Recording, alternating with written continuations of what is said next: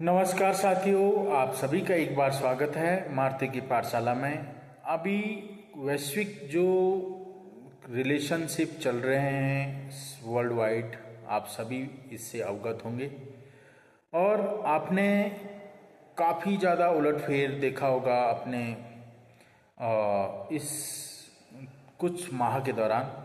तो जो ये उलटफेर है कहीं ना कहीं वैश्विक मंदी की ओर दिखाई दे रही है, जिसमें से कि टैरिफ वॉर जो लग रहे हैं जिस तरीके से चल रहे हैं, और काफ़ी ऐसे चीज़ें निकल के सामने आ रही है जो कि आने वाले समय में इसका काफ़ी ज़्यादा प्रभाव डालेगी हर कामकाज के लोगों के ऊपर, जिसमें कारोबारी सेक्टर्स, फर्म के अंदर काम करने वाले जो वहाँ के एम्प्लॉय हैं उनके ऊपर, और जो हमारे एक्सपोर्ट के अंतर्गत काफ़ी इस तरीके की हम एक्सपोर्ट किया करते थे यूएस को, जिसमें से कि हमारा फिशरीज जो सेक्टर है जो हमारा, उसके बाद टेक्सटाइल के जो सेक्टर्स हैं और भी अदर सेक्टर्स हैं, इन पे प्रभाव पड़ेगा। और 27 अगस्त से जो 50% हमें पड़ चुका है टैरिफ, उसका असर धीरे धीरे अभी दिखने लग गया है।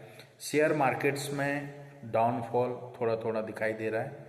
लेकिन आज जो आपने न्यूज़ सुनी होगी, कल पीएम मोदी रवाना हो चुके थे और जापान में जाके उन्होंने मुलाकात की वहाँ के प्राइम मिनिस्टर से, और उसके बाद वो चाइना जाएंगे। वहाँ पे समिट है, एससीओ समिट, उसमें भाग लेंगे। वहाँ पे जो ब्रिक्स नेशन है जिसमें ब्राज़ील है, रसिया है, इंडिया है, चाइना है और साउथ अफ्रीका है, उनके प्रतिनिधित्व वहाँ पे आएंगे। जो प्रतिनिधित्व करने वाले प्रतिनिधि हैं, जो उनके प्रेसिडेंट हैं, वहाँ पे पहुँचेंगे। और क्या वहाँ से बात निकल के आती है ये भी देखने वाला बात होगी, क्या निकलता है। लेकिन इस तरीके से जियो पॉलिटिक्स में ये जो एकाएक काफ़ी ज़्यादा उलटफेर हो जाना, हमको कैसे बैलेंस करके चलना है वो आप जान ही रहे होंगे। प्रधानमंत्री मोदी जी अभी जापान दौरे पे हैं, वहाँ से भी कुछ न कुछ चीज़ें निकल के आएंगी एक्सपोर्ट से संबंधित। कई चीज़ें हम एक्सपोर्ट करेंगे उस कंट्री के अंदर। एफटीए के अंदर आपने देखा होगा रिसेंटली अभी यूके में हमने एफटीए डील की है, जिसमें फ्री ट्रेड एग्रीमेंट के अंदर हमने अपना व्यापार को रखा है। और भी कंट्री में काफ़ी 40 से ज़्यादा कंट्रियों में बात चल रही है। तो धीरे धीरे हम जो शिफ्टिंग हमारा जो यूएस को एक्सपोर्ट था वो हम और कंट्रियों में करेंगे, और करना भी पड़ेगा। ये हमारा एक मजबूरी भी है कह लो। तो अब जो चाइना समिट, जहाँ पे चाइना में जो समिट है उसमें क्या डॉलर के अगेंस्ट कुछ बातें होगी, ये भी आने वाले समय में पता लग जाएगा। कुछ तो बड़ा होने वाला है जिस करके बौखलाए हैं ट्रम्प साहब, जो हमारे ऊपर इतने बड़े टैरिफ ला चुके हैं।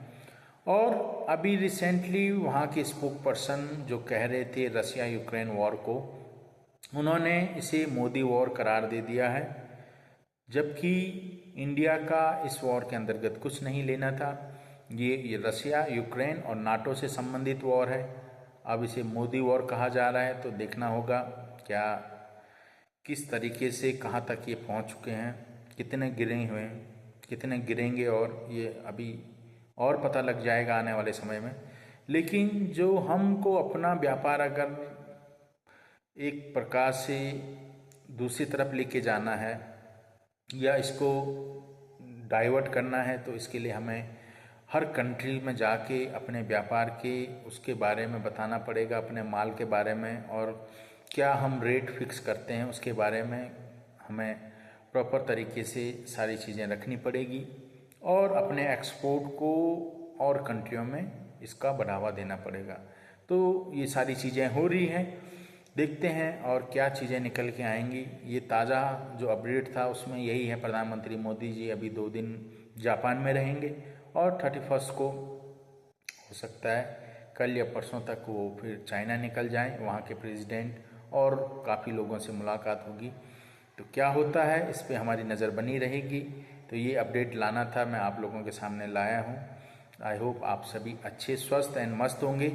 आप सभी अपना ध्यान रखिएगा। अगर आपको ये अच्छा लगा कंटेंट तो लाइक शेयर एंड सब्सक्राइब करिएगा।